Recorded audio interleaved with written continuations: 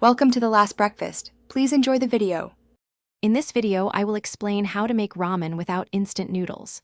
First, let's dive into the heart of any great ramen, the broth. A rich, flavorful broth is essential, so begin by simmering bones like pork or chicken with aromatics such as ginger, garlic, and scallions for several hours. Next, let's talk about the noodles and essential toppings. For the best experience, opt for fresh ramen noodles or high-quality dried ones and cook them just until they are al dente.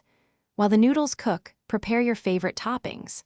Popular choices include tender chashu pork, a perfectly soft-boiled egg, and crisp sheets of nori. These elements add both flavor and visual appeal to your bowl. Now, let's elevate your ramen with tar and aroma oil. Tar is a concentrated seasoning that provides the foundational flavor for your broth. It often includes soy sauce, mirin, and dashi. A small amount goes a long way. Additionally, a fragrant aroma oil, infused with ingredients like garlic or scallions, adds another layer of complexity and richness. Drizzle it in just before serving for that perfect finish. Finally, it's time to assemble your masterpiece. Start by warming your serving bowls. This helps keep your ramen hot longer. Add your prepared tar and a touch of aroma oil to the bottom of each bowl.